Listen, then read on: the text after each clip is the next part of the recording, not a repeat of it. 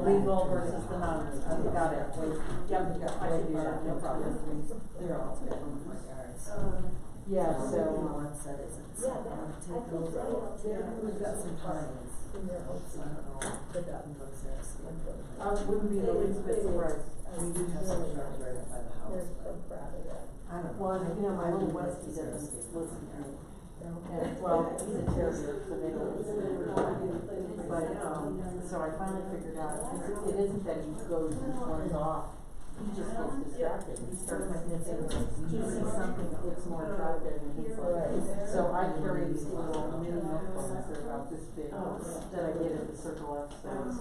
And I break them in half and put them in my pocket. And so every time I call him, so and now I remember, he stay with me. Yeah. Milk boat. Yeah, he's totally driven by Maybe it. with squirrels, yeah. Oh, no, I did have another one in California that did, but no, he doesn't, he's totally free driven. I told her she shouldn't come here anymore without them. Oh, I brought him my last day of work. Chelsea came back from me. Oh, yeah. He was so tired. He got so many treats. And he got so many, he got so many treats and he got so many walks. Jamie took him around, everybody took him everywhere, that he finally, when at that time, about, usually goes to, Good. Yes, o'clock. I think that other is smaller looking than that. Oh, you're ready to go to It's bed? higher up here. I was He wondering gets if another he or one. she was trying to figure He didn't even make it, he was passed out in the bedroom. And my daughter comes in and lifts his leg up and it Did I just send a picture of the He was just, he was totally fired up. It was really funny. They laid eggs. I guess, it was funny. Looks like they're discovered he nesting. likes to eat carrots. Oh, yes, he does, which is good for him. Yeah, here, I don't know, I got a picture here, trying to figure out if they're native, there's like 5 turtles in Colorado. Mike, Yes, he was, but he told me he'd be happy to come back anytime. They swim and they. All these people taking care of him. I brought my little, I have to go home. So I don't have to. Yeah, it's like Friday. I have this little, It's not a snap. they're like, they got like 3 legs, so they stand, they got, you know, all I'll send it to you. just keep him going.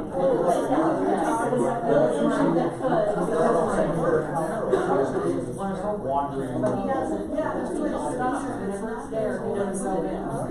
So I keep him out of the clear. Seems like they're doing pretty good.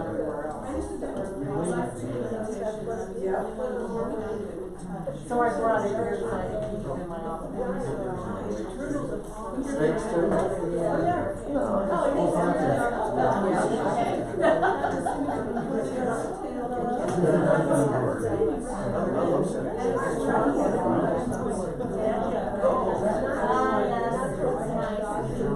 My wife hates them.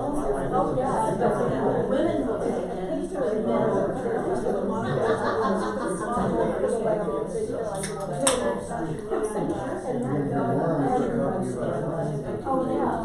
Oh,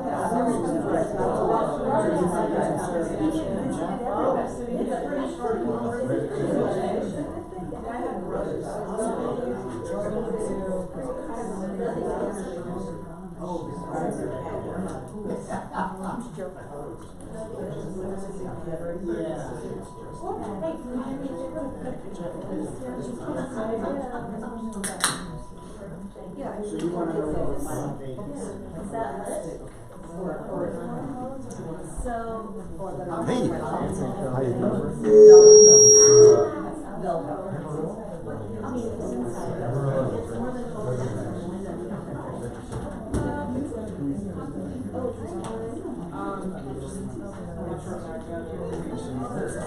Is that?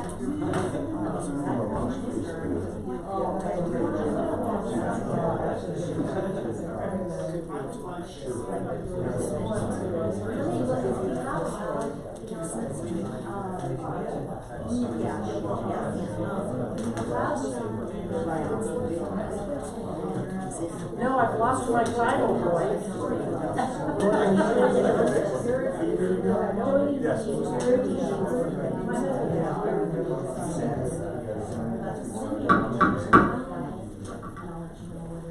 We'll, call the July 2nd, 2019, Manager Springs City Council meeting to order. Roy, would you like to, as your first official duty, lead us in the pledge of allegiance? Yes, sir. It's not really your first official duty, because you've already done plenty. I pledge allegiance to the flag of the United States of America and to the republic for which it stands, one nation, under God, indivisible, with liberty and justice for all. Thank you. Welcome everybody to the Natchez Springs City Council meeting. For those watching or listening on YouTube, I was told today that we are still having problems with the sound. I guess you can see us, sort of. But we're working on the sound. So I'd like to ask all council members to please have their microphones on, close to them, unmuted. That's probably about all we need to do. There's a mute button there. And then for the staff, there are these other ones that staff has. Somebody's making a lot of noise. And then, of course, we have the microphone, which will pick up. So we will continue to work on getting good audio, potentially closed captioning, for both this meeting and hopefully other meetings as well. So, roll call. Mayor Dre, Present. Mayor Pro Tem Horton, Present. Councilman Smith, President. Councilwoman Elder, Here. Councilman Todd, Here. Councilman Roy, Here. Councilwoman Wilbur. Here. Would entertain a motion to approve the agenda. I'll make a motion to approve the agenda as written. Is there a second? Second. So motion and a second. Any further discussion? If not, please vote. Oops, sorry. Councilman Todd? Motion passes unanimously. Public comment on non-agenda items. Is there anybody in the audience that would like to comment on something that is not on our agenda this evening? Seeing none, I'll take that as a good sign. Consent calendar. Would entertain a motion concerning item F. There are 5 items on our consent calendar. The warrants, approval of minutes from June 4th, regular meeting, approval of minutes June 4th special meeting, approval of minutes June 11th special meeting, and approval of minutes June 18th regular meeting. Is there a motion? I move that we approve the consent calendar. There's a motion, is there a second? Second. There's a motion and a second, any further discussion? If not, please vote. Motion passes unanimously. Alright. Hearings, item G. We have consideration of an application for a new tavern liquor license at 960-962 Manitou Avenue, Armadillo Enterprises LLC, DBA Armadillo Ranch, with Jason Wells, applicant. Ms. Cass. Alright, so Armadillo Enterprises LLC, doing business as the Armadillo Ranch, has applied for approval of a tavern liquor license at 960 to 962 Manitou Avenue. As defined by state statute, this license permits the sale to the public of malt, vinous, and spirituous liquors for consumption on the premises. So in order to be approved for a tavern license, the Colorado Liquor Code requires an applicant to participate in a public hearing before the local licensing authority, which we are doing this evening. And in my enclosed memo in the packet, I have outlined what our established procedures are for doing that. So it starts out with a report from the City Clerk's Department, and I'm prepared to offer that this evening. The report is supposed to cover basically what the status of the application is. Ms. Cass, it occurs to me that perhaps I should open the hearing at this point to include your comments as part of the hearing. Good So, idea. why don't we go ahead and do that? All right. We will open the hearing concerning this matter. We will consider the comments you've made previously incorporated into the record as part of the hearing. And if you would proceed. Thank you, Mayor. Thank you. Okay, so the application was submitted on May the 20th. The applicant was identified as Armadillo Enterprises LLC, with the sole member of the LLC being Jason Wells. The other documents that he was required to submit were submitted. For example, the diagram of the premises is required, and it is supposed to indicate the area of the premise that is to be licensed. It did do so, as noted by the dark black outline on the diagram, which shows that the entire first floor and the basement of the property is proposed to be licensed. Proof of possession was provided in the form of a commercial retail lease agreement that was submitted. Background information was also submitted. All managing members or officers of a limited liability company, as well as members owning 10% or more of the company, are required to submit to a background check. Jason Wells fills all of those roles. So a background check was completed on him, and the results indicated a clean record for over 20 years. Evidence of support is required in order for the licensing authority to consider the reasonable requirements of the neighborhood, as well as the desires of the adult inhabitants. The applicant has the burden of producing evidence that the adult residents and business owners within the designated neighborhood are in support of the application. In Manitou Springs, the designated neighborhood has been defined as all properties within 100 feet of the proposed location's property boundaries. So in order to provide this evidence of support, our applicant had a petition circulated. The petition summary indicated that there had been a total of 17 contact attempts, and the result statistics were as follows. 4 were found to be not at home, 2 were not qualified to sign, 1 refused to sign, and 10 indicated that they were in favor. A physical inspection of the premises was conducted by myself on June the 24th. I found everything to be in order and accurate as indicated in the diagram, with the exception that the kitchen was still under renovation and the business license, sales tax license, and food service license had not yet been posted.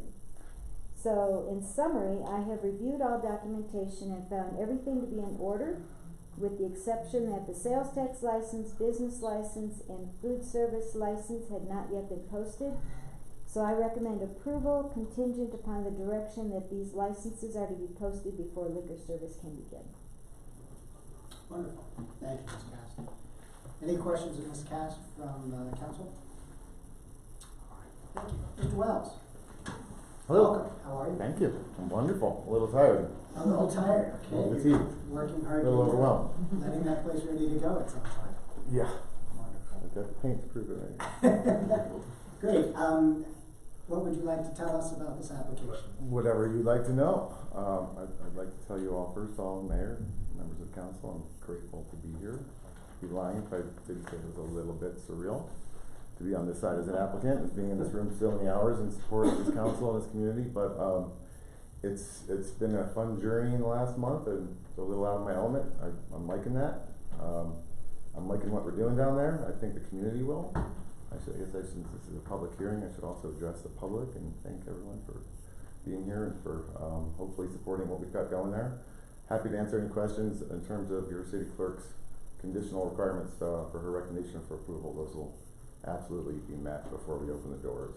But we've got a great team on board and things are going well, and I'm here to answer any questions you might have. Do you have a projected opening date? It's a moving target. There's a lot of balls in the air right now, and they're starting to land in their respective pockets and squares and circles very quickly in the last few days. Obviously, this is an important step. The state's response to what happens this evening will be crucial in terms of their turnaround time. If we can pull off Independence Day, fantastic. I'd love to be able to celebrate the opening on the same day we're celebrating our independence. I keep saying it's a Hail Mary, but no one's dropped that ball yet. So it's a possibility. I'd say the likelihood is, I don't know, because I keep saying it's minimal, and then things keep happening. So I'd like to say a week from now, the latest. Okay, great. Any questions for Mr. Wells? Mr. Wells, welcome. This question is not to deter state licensing approval. Because this premise has been before us, actually during your tenure, with this premise, Does it include the Maryland's Pizza? It looks like it does not. No, Maryland's Pizza is now the almond shop. Okay. That's right, it's changed. And then regarding the basement, at one time there was an understanding that a venue could be held down there and people were looking to do that separate from the Ancient Mariner. Basement under your control? Not is our, that- yes, the basement's under our control. It's not our intent to do anything that involve any public interface there, purely storage and office area. Excellent, thank you. Any other questions for Mr. Wells? Great, thank you. Stay tuned, there might be some other questions for you. Right. At this point, we will take any comments from any what's called parties in interest. No parties in interest would like to make a statement? All right. In which case, Mr. Wells, I think you're off the hook in terms of any rebuttal with any information. And at this point, I think, unless there's anything further miscast, we'll close the public hearing. Anything? All right. We'll go ahead and close the public hearing. Council, what's your pleasure? I'd like to make a motion. Consideration of an applicant for a new tavern liquor license at 962 Manitou Avenue, Armadillo Enterprises LLC, DBA The Armadillo Ranch. Jason Wells, applicant. There's a motion, is there a second? Pending the. Hold on one second. There's a motion and a second. Any further discussion? Yes, what's your question? Does it need to be pending the posting of the business license, sales tax license, and food service license?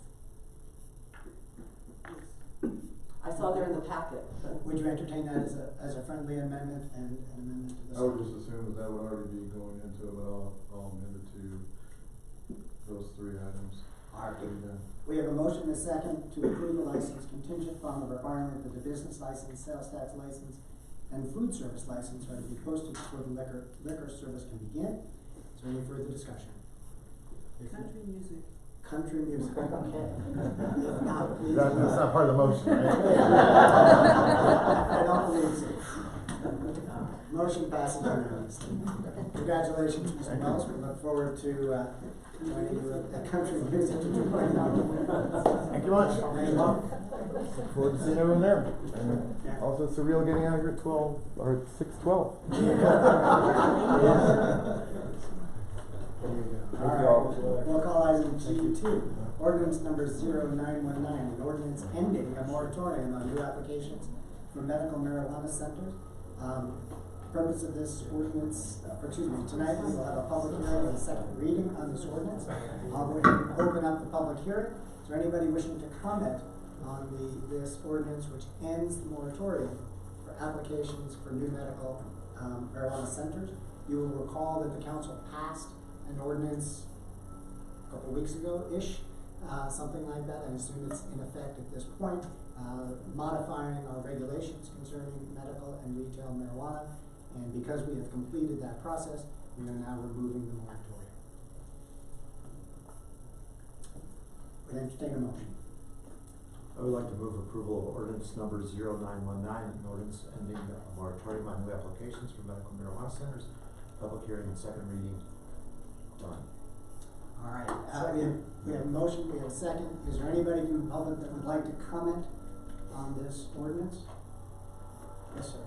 Should we open the public hearing? I did open the public hearing. I did. Close it, we need to close it. I'm gonna close it in just a second. But did someone recall that it was open? It was open? I believe so, yeah. Okay. So, all right. We'll go ahead and close the public hearing. Any further discussion? So we have a motion and a second to approve this ordinance. Please vote. Motion passes unanimously. Item H, new business. Item number 1, resolution number 1319, a resolution authorizing and directing the city clerk to participate with the election department of the El Paso County Clerk and Recorder in the November 5th, 2019 coordinated election. Ms. Cass, did you want to share anything about this? You don't necessarily have to, but you're more than welcome to. No. No? All right. So this says that we're going to have an election in November. There was a question about whether we would or would not anticipate placing a ballot issue or ballot question on the ballot. I'm wondering if anybody from council has any questions or comments concerning that. I do have questions about the time frame for, I know, as I read it, this was to participate in the election, but in terms of, deadlines and so on, that would be helpful to know a bit more about. So we have a little bit of time. The county has given us until July 26th to respond with our intent. So either way, I'm going to respond that we intend to participate because we have a candidate election this year, and I see the charter says we will have an election this year. But as far as the other input that I'm seeking, I don't have to receive it this evening. We still have time. Just trying to give you a heads up so that we have plenty of time to come up with that information. Great, thank you. Yes. If I may as a follow on, if there was a proposal to put a ballot question on the ballot as opposed to an issue, what's the deadline for that? It would be the same deadline. July 26th. Are you talking about an initiative petition or council? I think this would be an initiative petition Okay. for a question. So that would all be depending upon when we receive the petition, whether or not it gets certified Sure. as a valid petition, so I really can't state. It is possible to get it on the November ballot, but if not, we would be required to do a special election. Yeah. And so the question is, to get it on the November ballot, when does it need to clear all those internal procedures? So you can say to the clerk, here's the question. It's the first week in September that we have to certify the ballot with the county. You can put the question in at that time.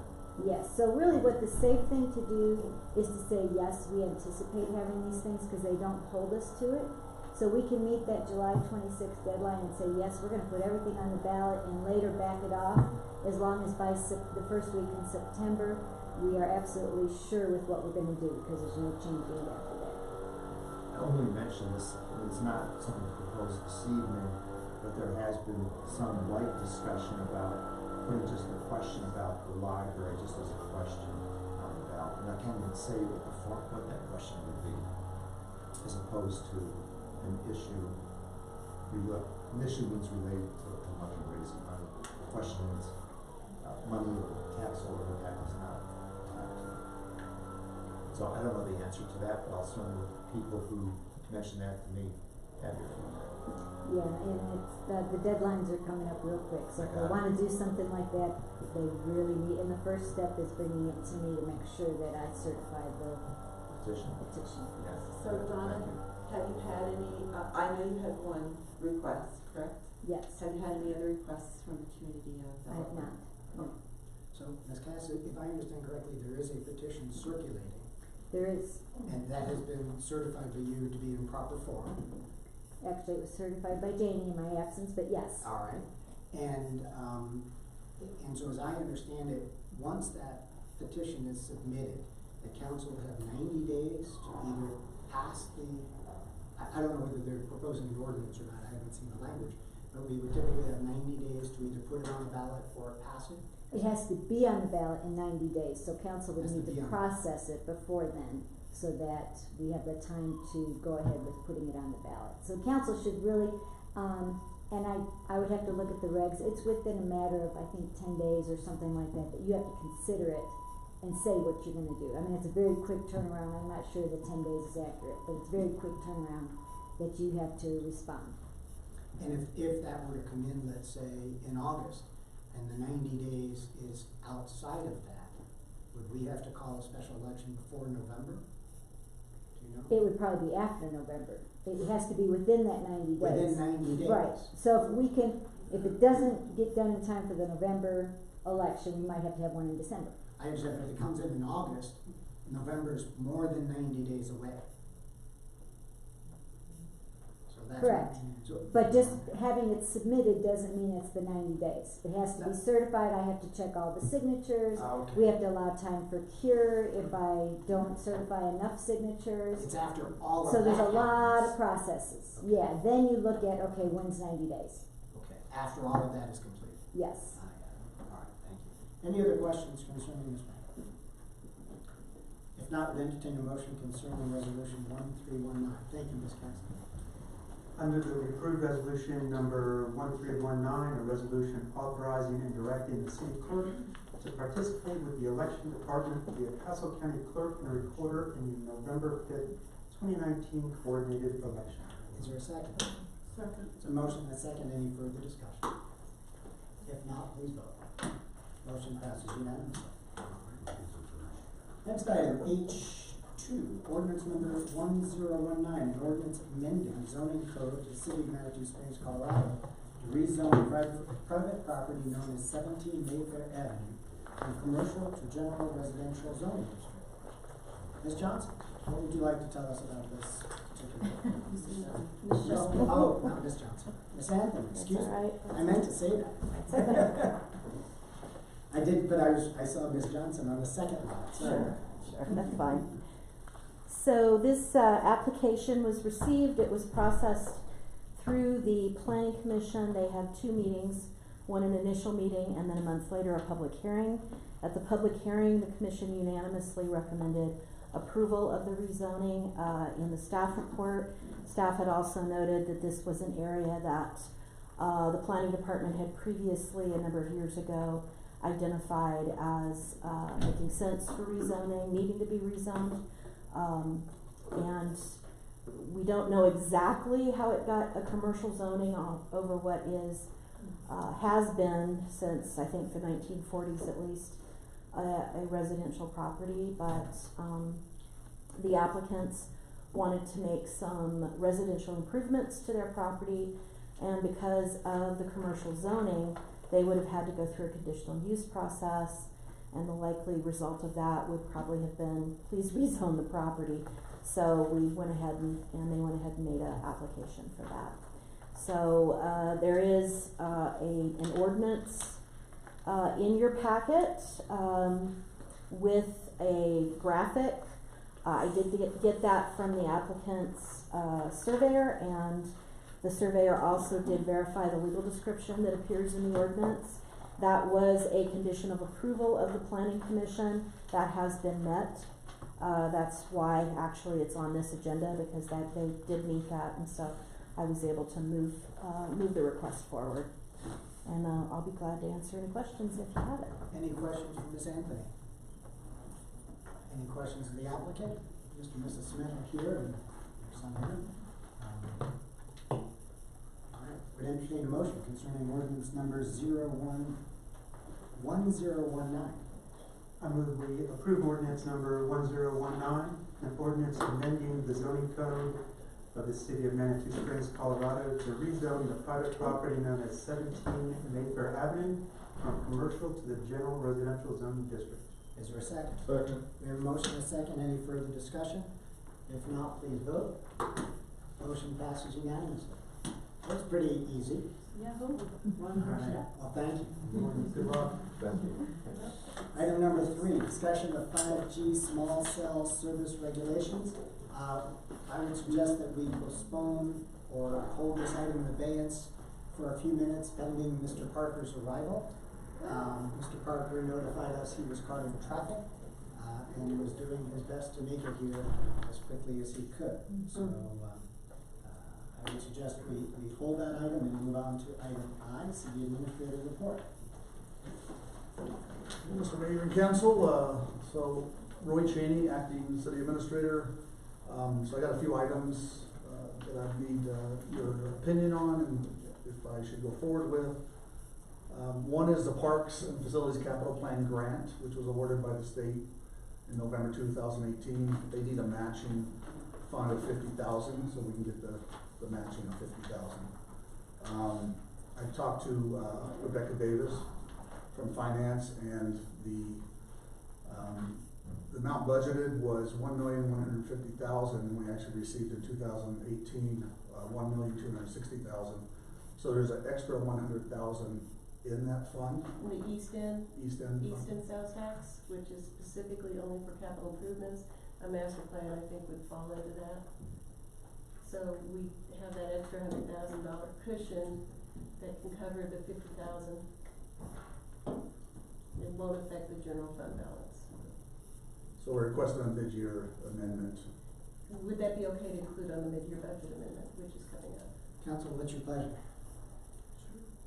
So moved. Okay. Hold on. Are we gonna do this as a formal motion? In which case we probably should technically add the item, I would think. I was thinking it didn't really need to be. You don't need formal Because it's gonna be by approval? ordinance. I mean, if you don't approve that at the, when I present the mid-year budget, then it comes off and it's a new point. How does that impact, DOLA? I did receive a note from them wanting to know the status of that, so. Right, and I told them, I've been in communication with them, and I told them that it would be presented at the city administrator report, so we could get a feel of whether or not it would be accepted at the mid-year budget amendment, which is going to be later on this month, and, they seem to be fine with that. All right, let's just see if we have consensus moving forward as opposed to a formal vote, which we probably ought to have. I would move forward. You'd move forward? I would just like to hear a little detail on what this grant is. Just a little, like 3 sentences. So it's a Parks and Facilities Capital, so they're gonna look at all the parks and facilities and see what needs to be maintained. As far as I understand, it's not to add anything new, but just to upgrade or maintain the existing Yeah, facilities. maintain and replacement.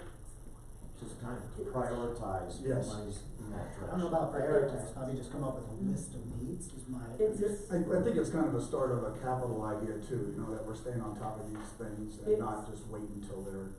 It's the final in a suite of capital improvement plans, so we've got the water, the sewer, the wastewater, and so on. This is the final, plan in that entire suite, so Thank you, Nancy, got it. I'm a strong supporter of it. Supported. Councilman Roy, yes? You good? Okay.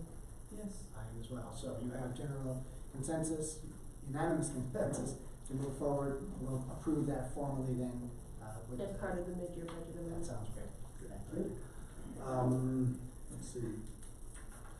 Number 2 is that there was that talk about the $10,000 that HR Green would need if we did the 5G for the policy and design.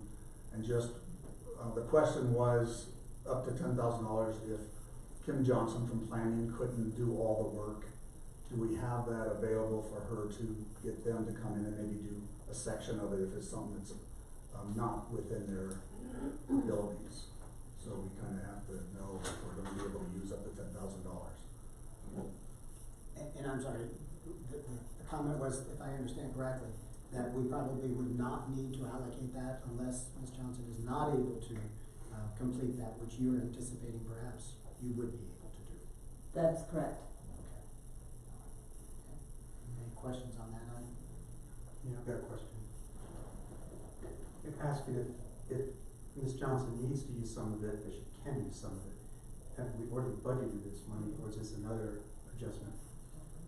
Could be another adjustment. Is this one of those things that got dropped from our budget in the fall? No, it's really just technical advice.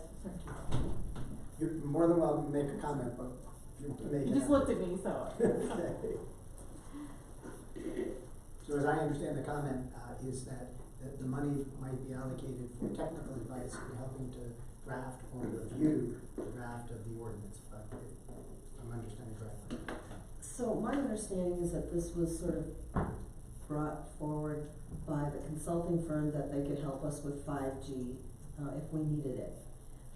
We already are working on 5G. We already have a draft ordinance, although, it's not exactly where I would want it. And so, but I feel like the staff and the city attorney can come up with a good draft depending on what we hear tonight from the city council. We can take that information, put it into a draft. My only concern is if we have to do some kind of a deep dive into technology issues or, anything really super technical, none of us have that background, and so we need to seek some technical input. But honestly, what I guess I would look at doing is moving forward with an amendment to be done in-house, and if we can accomplish that, get it on the books so we have some protection, and some provisions related to small cell. And if we find that we need to take a deeper dive and we wanna get a little more technical and look into it a little further, I could just budget for that in the next budget cycle for 2020. I'd like to make a question of clarification here. Well, you sent these 2 items out, there's a $10,000 item and a $50,000 item. I believe possibly what Ken's referring to is the 50,000. The 10,000 that we're talking about is to have a protocol that says when a main line comes through town, we'll have a second conduit. And this is to give HR Green some room to help affect that, right? When we discussed that, 2 council meetings ago, we discussed it in a work session and said, yeah, verily, we want to have, when the first fiber optic commercial conduit goes through town, we want to have a second conduit put in as part of that contract because it's much cheaper once you've done the initial hole and conduit to lay the second. And I think that's what you're referring to, is it not? This is the 5G. Right, there's This is the whole 5G program? This is just 5G. Yes, just 5G, none of the other items. So Bob, we're not, Okay, that's we're fine. not putting money toward any conduit because nobody has a project. We just did an ordinance last week for when there is a project, that'll be a requirement when they have. Correct. But there's no project, There's there's no no money to spend. Okay, then this item, if it is what it is, the 5G item, if I could suggest it, this is really a big item. And I think we need, as we have planned, a briefing by the city attorney to tell us what the federal laws are, the state laws are, to advise us what other municipalities are doing, which will be a great resource, obviously, for him to take into account. And then we have the question of HR Green has had this experience already advising communities, and what's their input. So I now understand what it is, but I think we cannot really act on this in total until we kind of get a feel for the total picture. Yeah, I don't think he was asking for any action on this. I think, I'm just, in reading the memo and, Got it. Mr. Cheney's note from last week, it said council agreed that the $10,000 should be postponed until we get further information from Mr. Parker. So I don't think we took a position on pro or con on budgeting that. And I think what we're hearing from Ms. Johnson is that she is hoping we would not need to budget that, at least for this year, that she's far enough along with the ordinance that Mr. Parker prepared, that we haven't seen yet, but that is in draft form, that we should be able to move forward on that. Okay. That's my understanding. So this would be probably under council correspondence, but there's a lot of technical people in town that have concerns about the electromagnetic flux with 5G, as we've all read about.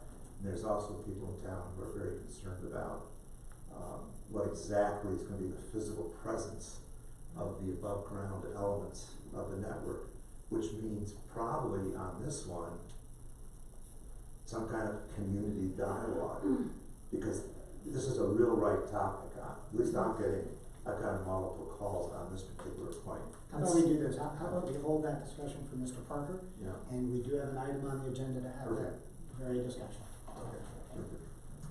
The next thing is, just an update on the TRS Serpentine Drive, information that I was asked about.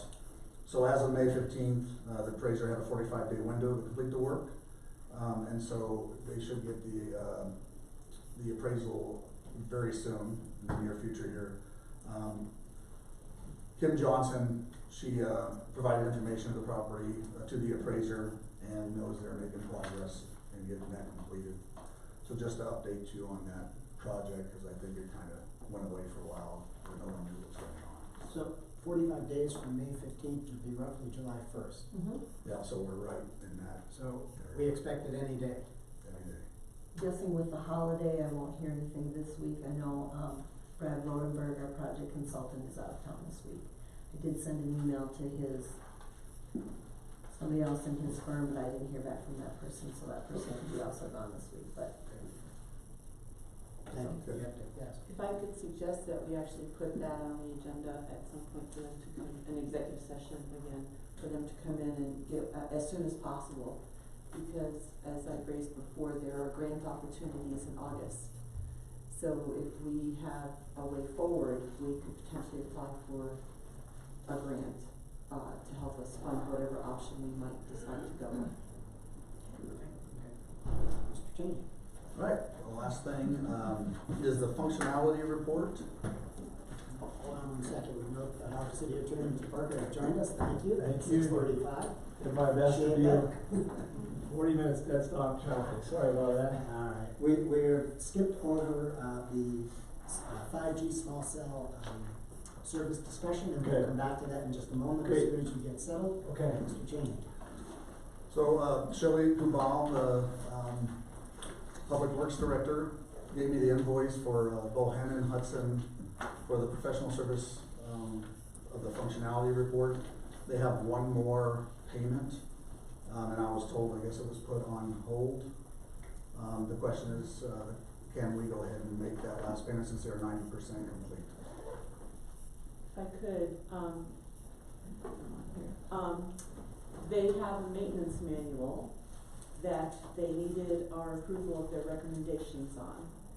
So we need to have probably Shelley come back and get our approval, because if I understand correctly, the invoice is for the maintenance manual. So we kicked that down the road, but we need to get that finalized so that they can finish the maintenance manual and they get paid. I would actually add one other thing to that, and that part of that discussion was trying to arrange something with CDOT for the drainage into Williams Canyon, and I would ask that until that information and the manual is put together, that we withhold payment until the project is completed.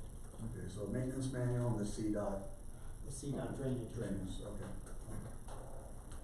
All right, I'll get that. And it'd be great to get those finalized sooner than later, but, You bet. and probably as, Lieutenant Fortune mentioned, let's have a work session on that topic. That'd be great.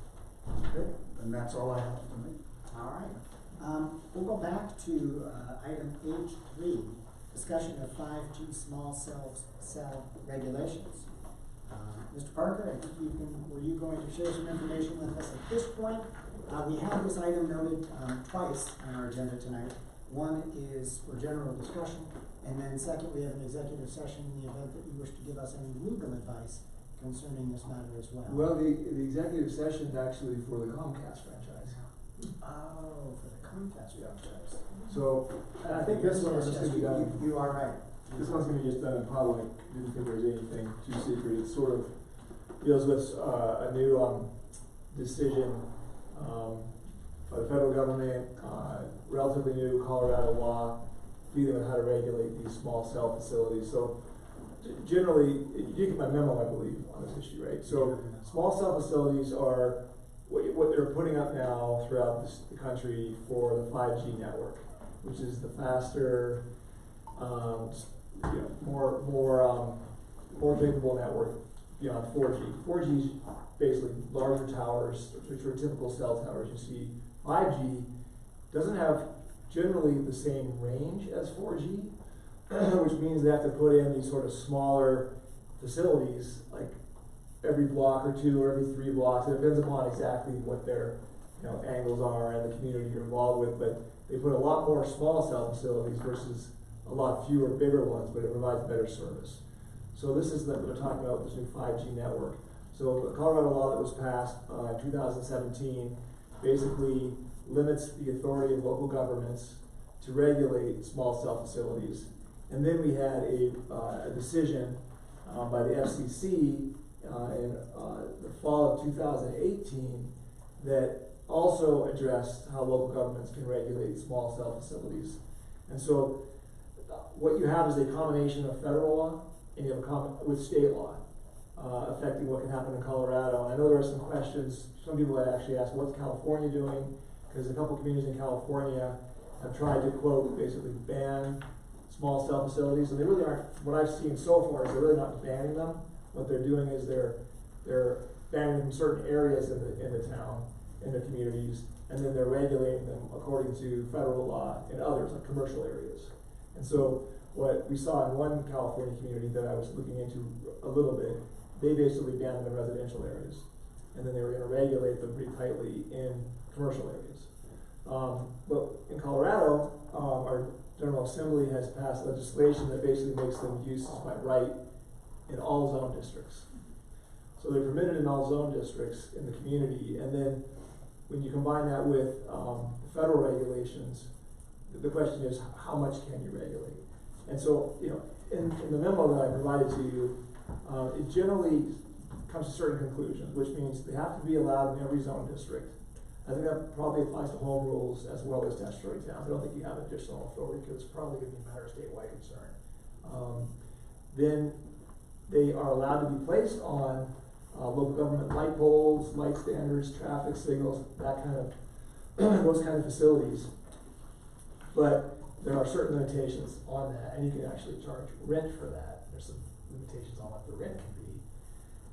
The law also limits your review process. It has certain, what they call a shot clock, and it basically has a 60-day shot clock if they're going to co-locate on existing facilities, and a 90-day shot clock or review period if they're going to be a new facility.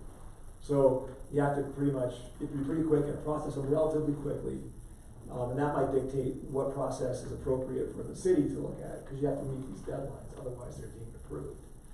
And then when it comes, then it says you can pass certain reasonable zoning regulations, dealing with aesthetic standards, like how do they look,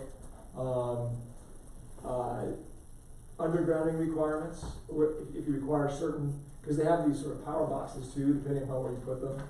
And the question is, can you make those be put underground? And there's some limitations on that, depending upon how, like requiring that they all be undergrounded, that's not permitted under the federal, at least the federal FCC. Requiring that some be undergrounded in certain situations, like causing like view issues or pedestrian issues or traffic concerns, probably. And then you can have certain spacing requirements. Like you can't have, you have to be so far apart. You can't have them like every 20 feet. And so that's allowed if it's reasonable and you have to justify the spacing requirements. But I know that at one point, planning had been really concerned about the aesthetic standards. I think some communities thought that there actually was a deadline for aesthetic standards that had to be met back in April, because a lot of communities want to make sure that these things sort of blend in. You can't really see them. It's called camouflaging. Versus, you know, having them stand out, but it actually wasn't a deadline, but what it says is you have to have aesthetic standards in place to enforce aesthetic standards, and they have to be reasonable, they have to be objective, and so, you know, that's not too hard to do. And then I'm trying to think, what else do I have? I think it's just, you know, fee limitations, review periods, some zoning limitations, and then you gotta allow them everywhere, provided they meet your aesthetic standards. Or your zoning requirements, other than you couldn't say they can't be in this zone district. That's a real quick 2-minute summary of it. And we did draft a ordinance that was fairly simple. It revised your current regulations. It didn't try to. I mean, some communities have 100-page standards. We basically amended your current standards to address the shot clock issues. Make sure your review periods are actually quick enough. And then we didn't do anything with the fees, because you do that via resolution. We can talk about what fees are appropriate. And then we included some aesthetic standards as well. I know planning's still looking things over, so. I have a question. Ms. Johnson, why don't you come on up? Ms. Parker, anything else? No, that's pretty much the quick summary. Great, thank you. Natalie Johnson, 22 Taos Place. I'm wondering, can you ask them to co-locate on existing poles instead of putting up new poles? Is that also? Yep. I don't know if I missed that, but. Yeah, I have to look to see, but I think you can. Let me take a better look at that. But there's different standards depending upon if they co-locate or not. So I think you can give different priorities based upon, we want you to co-locate first if you can. But for some reason, if you show us that you can't, then you can go somewhere else. So. That's what you put in our draft vote. Right, we have like priorities. Prioritization of location. Yeah, exactly. Like this is our preferred location. And then if you can't show us, if you show us that this won't work for technical reasons or whatever, you can go here, kind of like that. So I think at this point, Ms. Johnson would like some feedback from council about what kind of criteria we would like to include. Mr. Parker's already indicated the categories that we could consider. And I think Ms. Johnson is asking for some input from us tonight about how we would like to go about tackling those issues. So one suggestion might be, for instance, yes, we want aesthetic considerations and we want them to include X, or whatever that might be. And the same thing for the other considerations. Yeah, I mean, I'm not really sure what to say, because it's kind of up to the city council how you wanna approach things. I mean, to me, a lot of communities are concerned about making sure these aren't too conspicuous, that they blend in. And then we'd have to have certain, we could look at like, our requirements don't actually have color palettes or anything like that. They just say they have to match surrounding areas, or that's something like that, I believe. So I gotta pull it up real quick. But they don't have like, these are the colors you can use. But you couldn't do that. That's pretty objective then. Well, and also something that hasn't been addressed is there are, quite a few people who are concerned about health risks with 5G. And even in our own community, they were hoping that we could become a haven from 5G, which it seems like the higher authority has decided that we can't control these. So I would say that we charge the highest rent possible. We make the aesthetics as stringent as possible. In fact, if they could look like a tree, that'd be great. Just oy vey. And I also would like to have some kind of a reporting system for communities, neighborhoods, to report if they're having any adverse effects, such as, inability to sleep, or what are some of the other ones? Some people have to actually leave the community because they can't take the electromagnetic fields that these things set up. We already have those with our water meters.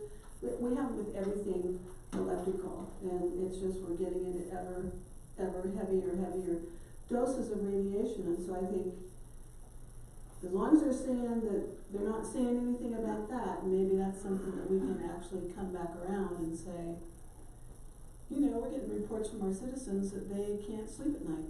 Well, what are we gonna do? We also thought other things were safe, as I mentioned last week, like we also thought Roundup was great. Well, now we're finding out that that little small faction of people might just have been right about Roundup. Now we have an ever-growing faction of people that do not want to see this. Yeah. So, what do you do when you have the federal government going, oh, hey, whatever they want because it makes money? What about making community and making quality of life? And, how are we going to protect people who don't want this? Yeah, no, I think you're talking about something that would involve legislation. So you're dealing with our state general assembly and our federal government have basically come down from above and said they don't believe these are dangerous. Yeah. So, your city could certainly have a tracking mechanism. You could put up a program where you could keep track of any complaints, any issues, and then try to lobby the state, lobby the feds, and see if you can get something done. But if we just set it up, we wouldn't have to take it anywhere. If we just set it up, we might not have anything. But if we start getting reports, or maybe reports in a certain area, then that's our cue to act on it. But if we just ignore it, like this isn't happening, I think that's the wrong way to go. I think we should at least have some kind of a safeguard in there for people to report under, and before and after. I don't know what it looks like. How do you envision that working? The piece that I see very difficult is the causation piece. So if someone says, I can't sleep. It'd be before and after. How do you establish causation? How do you know that that's related? I have no idea. I think that would be the challenge. We need to try and figure something like that out. So. We can take the report, but just because someone says, I can't sleep, doesn't mean they can't sleep because of this. And that's the challenging part. What would we do with that information? This is the kind of thing that you probably want to work with other local governments, CML, if there's real concerns elsewhere. There are people who study these things. You probably couldn't just do it yourself. You have to have an expert who studies electromagnetic radiation or whatever it is. Sure, and all that's out there. And there's documentaries out there. All that's out there. All I'm asking for is some way of allowing the citizens to report back, like, gosh, I wish I could remember what some of the symptoms were, and I can certainly find that out, but I think we need to have some way of at least tracking it. Otherwise, it's like, you know, I mean, I just don't trust the industry of technology and the federal government in their great wisdom as much as I do my own body and things that, you know, when people are saying it's making them sick. I wanna listen to that. I'm not gonna argue with you. Good, don't argue. There have been things in the past that have been issues that people didn't think were issues at the time. I agree. All right, so I think for tonight, we're trying to figure out, it's been recommended that we have aesthetic considerations, which is in there already. I'd like to suggest that we push for undergrounding when possible. You have to see that. I'm assuming spacing would be as minimal, not minimum spacing, but As far apart. Yeah, as far apart as possible, to provide as few as possible. I don't know if everybody agrees with that. No, I would agree with that. We'll go through these in a minute here and see if we've got consensus on those. The fees are gonna be limited somewhat, but it's been suggested that we have the maximum fee potentially. As Johnson suggested, maybe there's some trade-off, that in lieu of a high fee, we ask them to do something like replace our poles and get us smart technology in our poles. So maybe there's some trade-off there that we can talk about as well. What else in terms of things you'd like to see in there? Co-locating, I think is brought up. What else would you like to see? I'm just looking at a couple of statements about this so far. One, Jeff and Kim, I appreciate what you've done with this, and I do understand it, and I did read it. But I agree with Becky on a lot of these counts. Not only involved as well, because I think many of us have been contacted by a number of people in the community. It's a broad spectrum of people with different political beliefs and all kinds of things who are coming together and saying, we're reading some scary things about this. From reproductive issues to all of these other issues, and they're out there, you can go out and read them, I'm not gonna repeat them for you. So, the thing that I'd like to just reiterate is I think I'd like to slow walk this, cause I think Jeff's made it very clear, there's not a lot we can do right now. But to slow walk it, I like the idea of fees that are high, I like the idea of strict standards. And maybe some of this information will become more public as we go through that. And by slow walking it, we will learn a little bit more about this process as we do it. And I just want to reiterate this, it's been said before, but I think in this case it's worth saying again. You know, I grew up and I heard this a lot, what you don't know won't hurt you. And I think sometimes our government says that a lot too. But just to give you another example, because the Monsanto example has been used before, but 2 days ago, researchers from the University of Central Florida found that high levels of propionic acid, PPA, it's used in processed foods to extend shelf life. They believe it's changing the nervous system in the fetal brain, meaning that they think it's leading to autism. And you know, my mother was a mom of the 50s. She welcomed processed food as a convenience, but I think if she knew this, and I think for all of us who know someone in our family or friends who has a child with autism, if we knew this 50 years ago, would we really be sitting here and just saying, oh, the government, state and federal said it's okay. I'm really concerned about this, and I've heard a lot about it.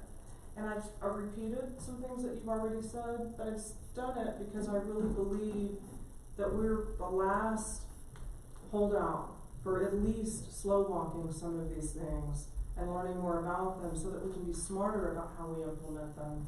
And I'd really like us to take that seriously and take the time we need to help Ms. Johnson help us slow walk it if that's what we want to do.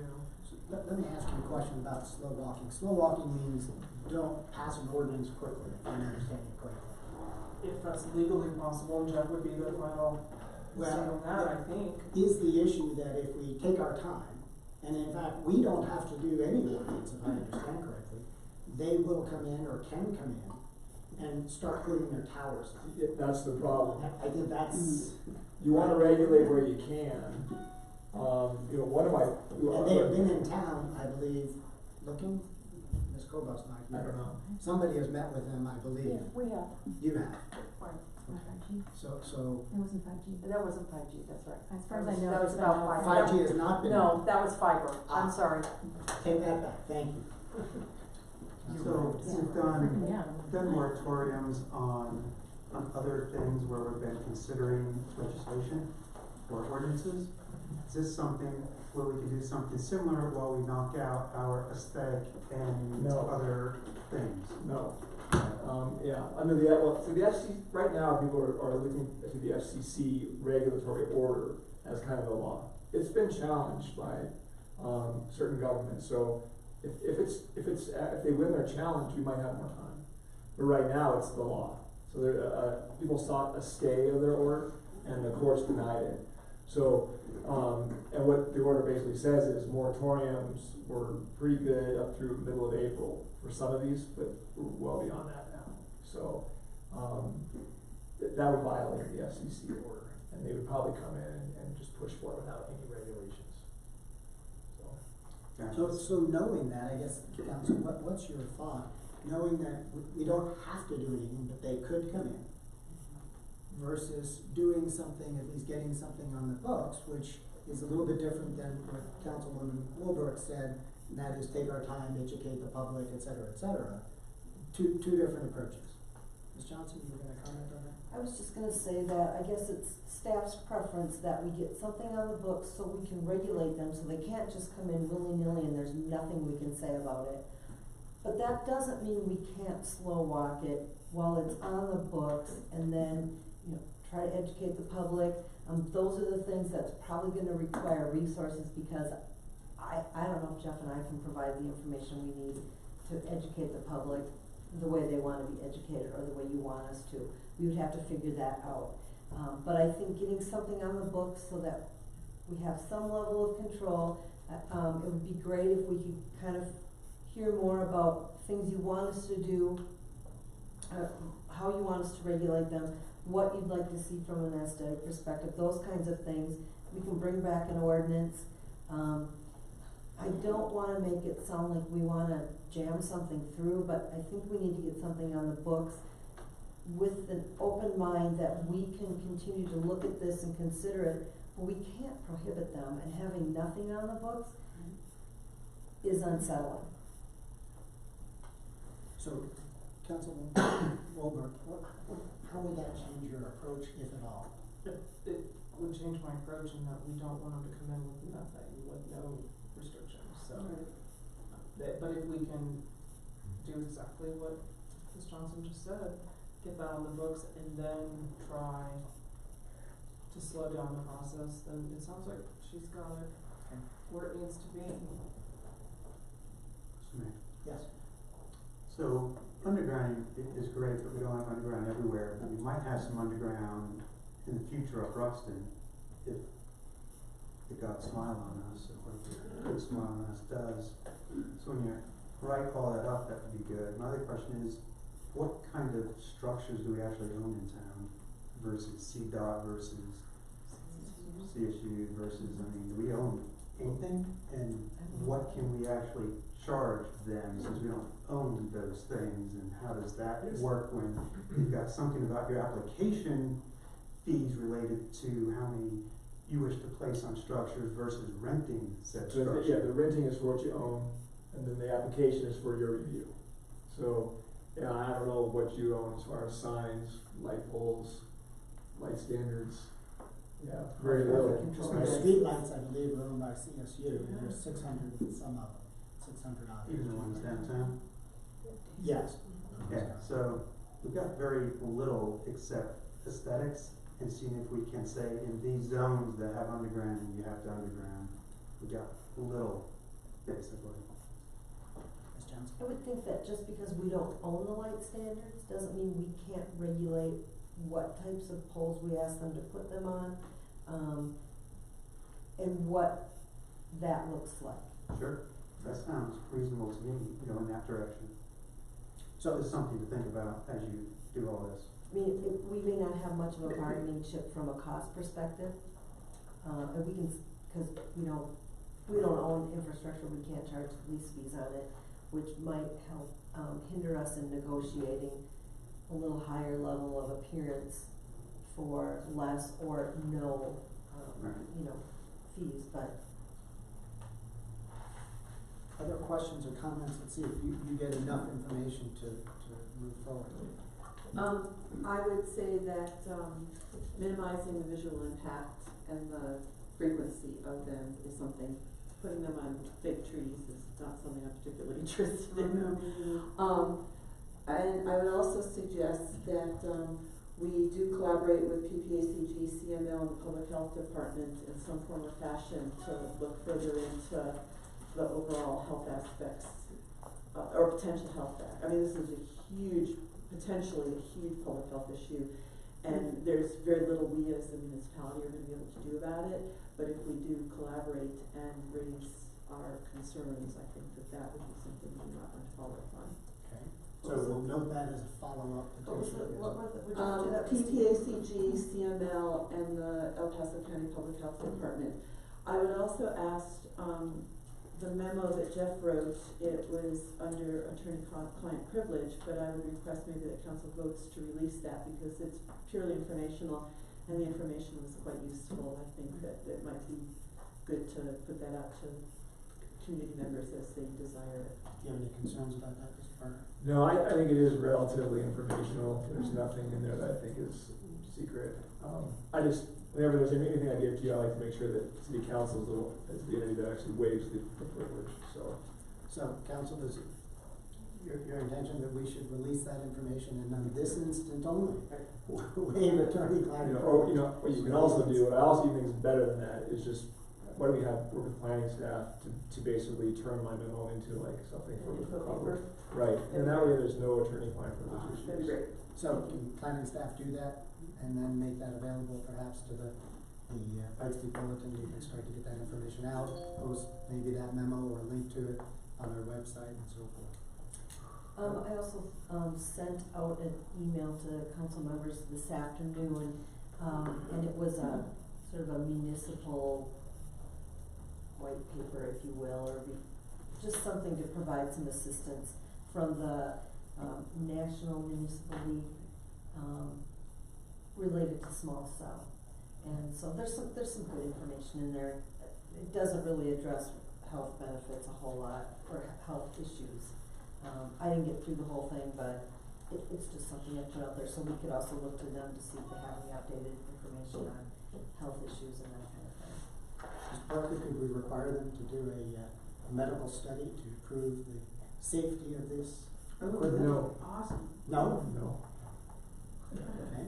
Yeah, here's what happens, you have a 1934 Federal Telecommunications Act that basically says that, local governments can't do anything to prohibit, telecommunications facilities, throughout the country. And then this, 2018 FCC order has taken that law and basically says anything that materially inhibits or interferes with, the distribution of these facilities violates that prohibition standard. And so people are like, what does this material inhibit standard mean? And so this is just brand new stuff, and so with the undergrounding, is it materially inhibit or not? Like aesthetic standards, these materially inhibit? Yeah, I argue that having some aesthetic standards, that's not gonna materially inhibit you from putting your facilities up, and undergrounding doesn't materially inhibit you.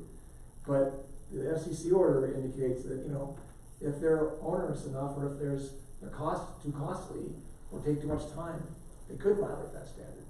So we're gonna get a lot of interesting law in the next few years, but right now we're just trying to guess where we're heading and kind of balance it out. And what I'm hearing city council say is let's be somewhat aggressive let's regulate this as much as we can without crossing that obvious line where we're basically violating the standards. And we may get some new case law in another month or so that changes some of our opinions right now.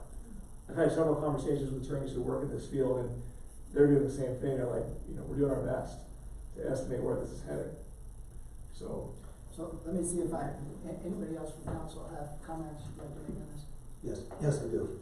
Which is really piggybacking on what Nancy said and what you just said, Jeff, which is, it strikes me that this point in time, there must be a pretty clear clearinghouse that we all appear to not know what we don't know, where somebody's keeping track of what are people actually doing. And it sounds like the leaning of council is to be, as aggressively restrictive as we can without violating what you said, Jeff.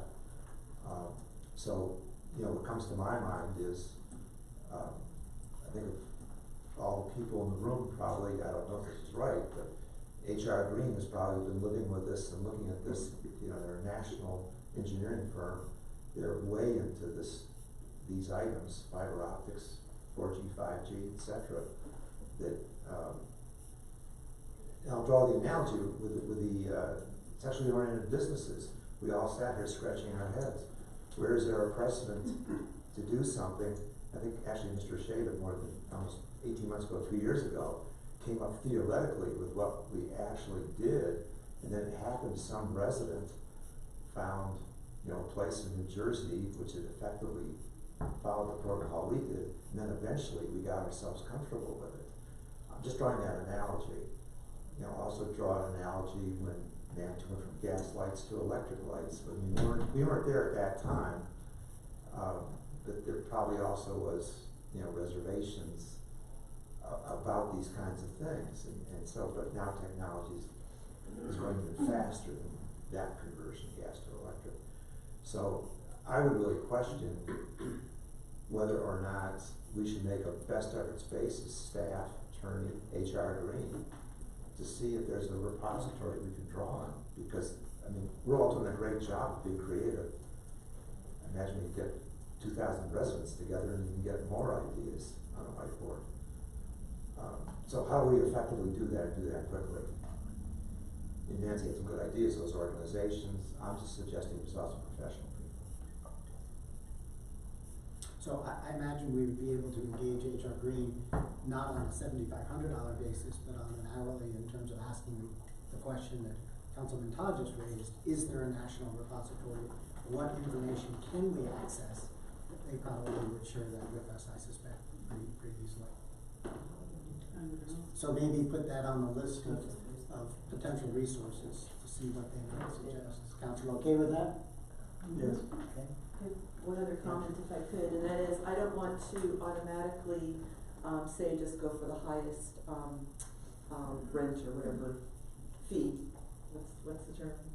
It's either a lease or an application fee. Yeah, application fee. I don't wanna just automatically go for the highest there. I would like to, if we're gonna go forward with, and I think we have to go forward with it, where we get the most value. So I would like to look at, options in terms of where we get the most value, having seen at Panasonic, the smart light poles, that might be of higher value. So I'm just not ready yet to say go for everything we can. And just as a note, you have the maximum fees that the federal order sets, and then you have Colorado law on fees as well. You can't just pick a high fee, it has to be. It's not very much. $500 for up to 5 is not very much. So. Yeah, there may be quite a few of them, but you're right, it's not a lot. Okay, other comments from council? Yes, sir. So, along the lines of Councilman Woolbridge and Elder, can we modify our 311 system to add an entry for this, for people to be concerned about this issue?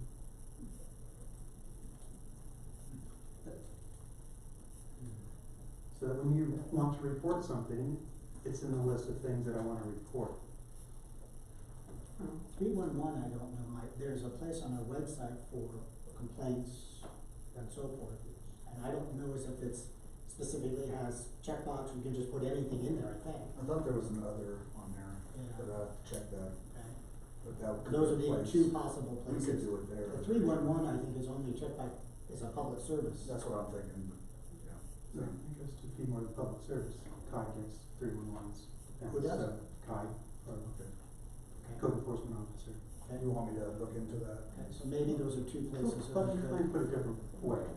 If you look into a place where people would easily report this issue instead of just doing other, to make it easier for people to say, this is what I'm concerned about. Okay. And see what's out there. On the website, I think it's fairly easy to put a place where you have a check mark for that, you know, and then still keep another just in case there's something we don't have on there. That's fairly easy.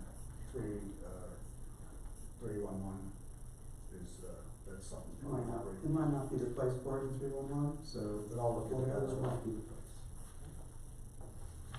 other comments?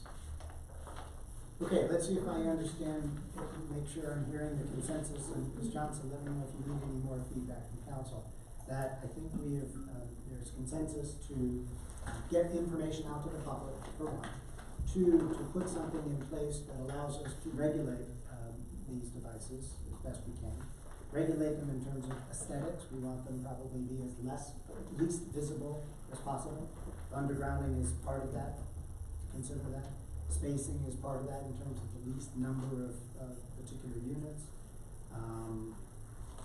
Were there other topics, council, that you'd like to see in there that cover them all? Well, I'd like to address the possibility of health issues connected with it. So Other than the reporting that we just talked about? Well, if we get the reports, and how will we know where does that, what department would that fall under? Monitoring the 5G. And getting the reports? Yeah, it's like, who's going to check them out and see what's been happening on it? If I could, I think that's beyond our capability as a city right now. I think if we go to the public health department, it would take an epidemiologist to, so you need to. I think she's just asking who's gonna look at the document. Who's gonna not- know? the document. not I'm sorry. Who's gonna draw No, conclusions, my right? mistake. Who's gonna know we've had 5 calls out of Crystal Park? The 311 is monitored. So the website, when they click that, it's gonna go to some kind of file in the web page, and so we'll know that data. So Megan, I believe Megan Weiss takes care of the website, so we can have it where, I mean, she could probably even put my email in there and I can get those or something. Yeah, I would like to track it, cause so much stuff we see comes through and then we don't see it Yes. forever. All those things are tracked in the websites, and so we can do even export like an Excel document. But I would like to, for the council, not just this council, the next council, to be able to keep up on this. Yes. I mean, I'm tired of being guinea pigs for stuff like this. Sure, we can leave it in there and we can, Okay. monthly look at it and see if we're getting Yeah, any whatever, reports or. it might be nothing, but I wanna know that, I wanna be able to track it, and, Good. so that's all I'm asking, Okay. is that we don't just say we're doing these other things and not mention the health concerns, cause I think that's, Yeah, if we I get think they're 50, as so I important as think that's anything else. important, you know, if we get 20, if we get, that's important, you know, right? All right, did that capture everything that we'd like, Ms. Johnson? Does that give you enough direction? Yes, it does. All right. David? Yeah. Yes.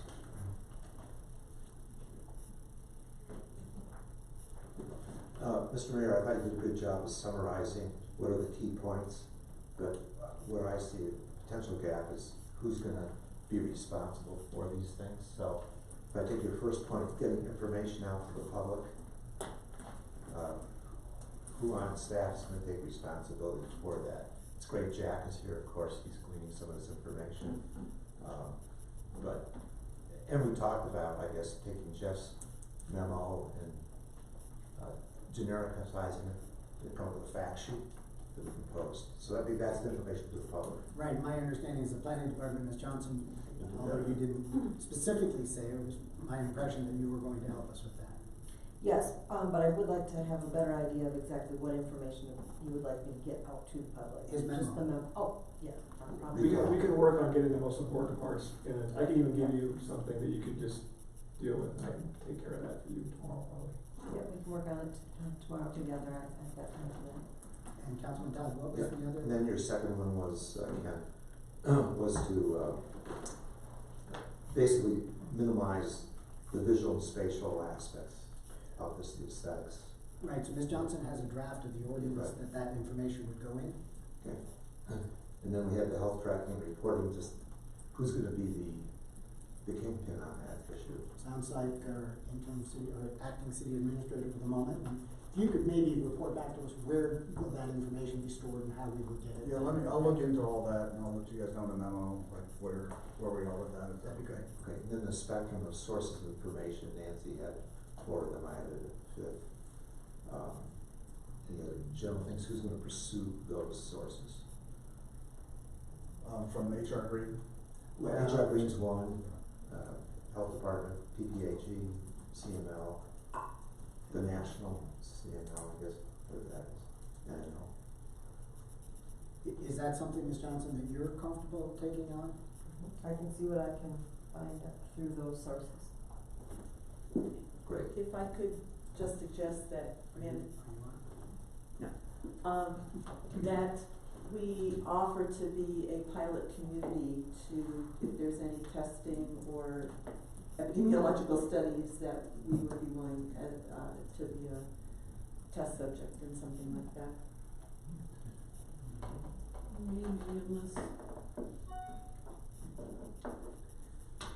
Unless they decide, no, it's a test community, let's put up as many as we can. Well, we You know? can control the. Hopefully. All right, anything else on that topic? Do we have a who, where, what, and when? I think is what we're trying to accomplish here. Ms. Johnson, are you comfortable? I'm comfortable, yes. All right, Mr. Parker, anything you'd like to add? No, I think this is Change? good direction. Just that if, Ms. Johnson needs anything from me, I'll help her too. All right. Mr. Mayor, you raised the question of when, Yes, so I don't think we have an answer to when. we don't. Ms. Johnson, what's your impression of when we might see an ordinance? I don't know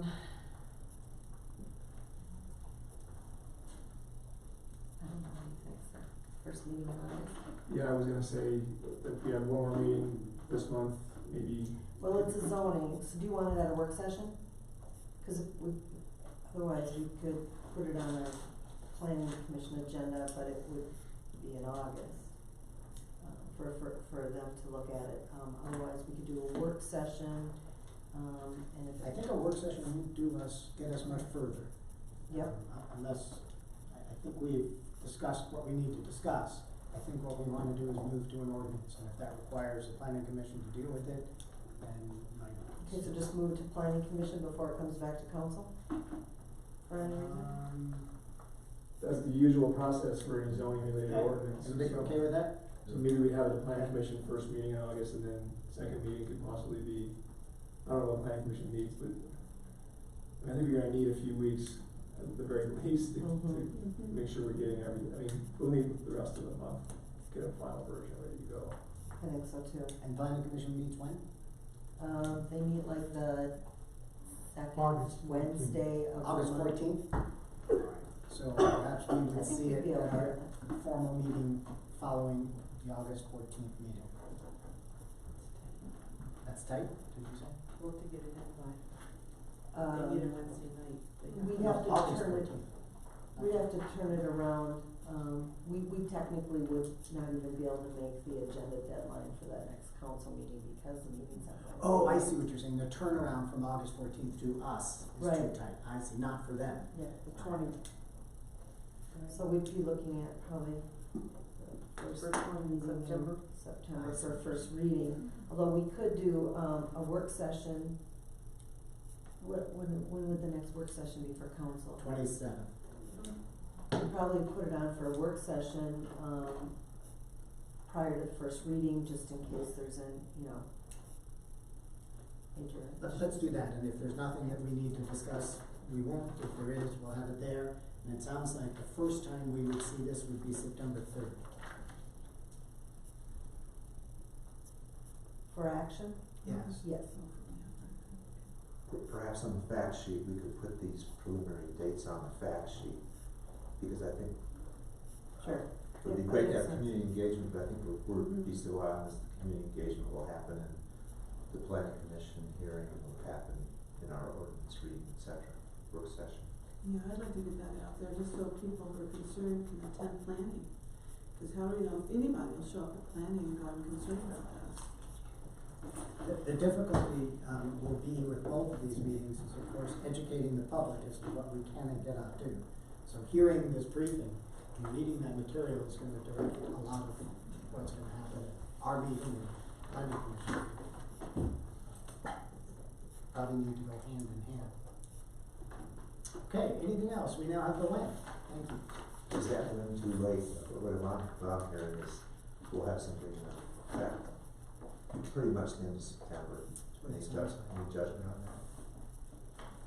You know, I mean, I think that that's probably reasonable, I think we should do it, given that we're a planning commission, we don't have anybody filing applications or looking to put something on the day. And I was obviously stand corrected about the people that have been in town, those were for fiber optic They were, as opposed to 5G. I apologize.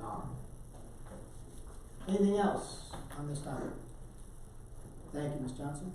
Parker, thank you. All right, Mr. Cheney, anything else on, let's see, we've got city administrator report, receive and act on council correspondence. Moving right along here. Councilman Waller, you can start down right in. I have nothing this week.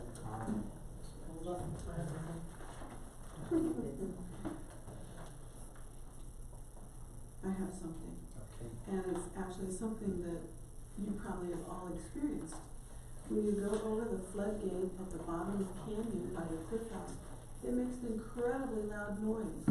You stand there for 5 minutes, it's like bang, bang, bang, bang, bang, bang.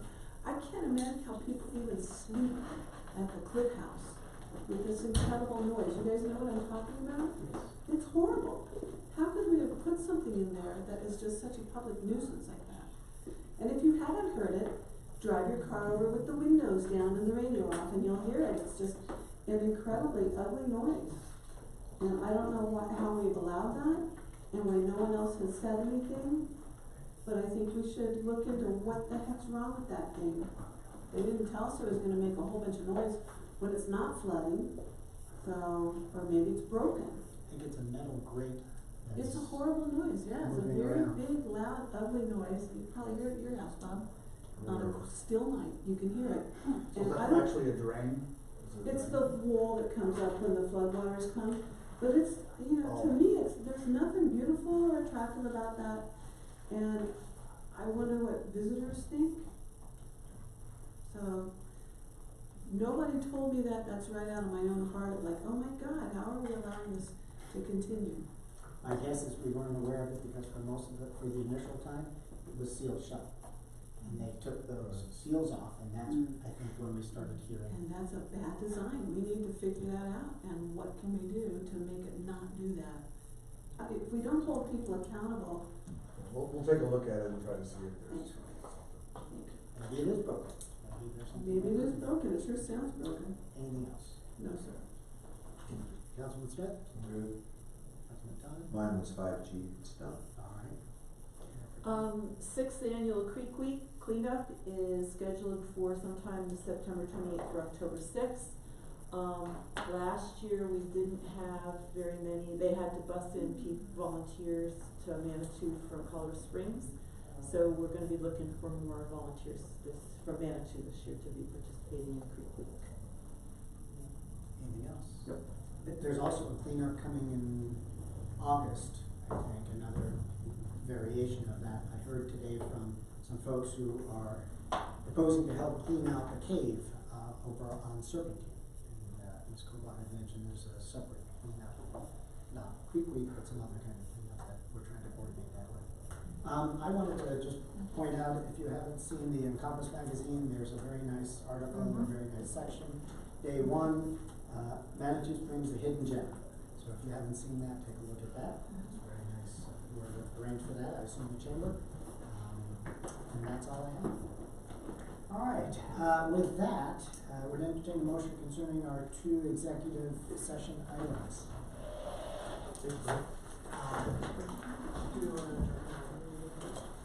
Actually, we wouldn't adjourn it, we're just gonna go into executive session, but we could take a break. You wanna take a break first? Or take a break? You know, when I did have this muted, I lost half my batteries.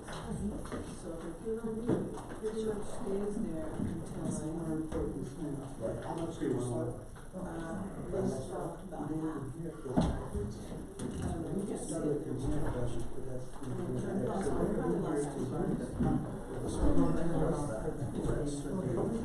Plus every time I shoot. Yeah, we're gonna create a market, it's not ready yet, and then we'll make it closer to, Cause it won't, it's not gonna be my memo, it'll be like a planning material.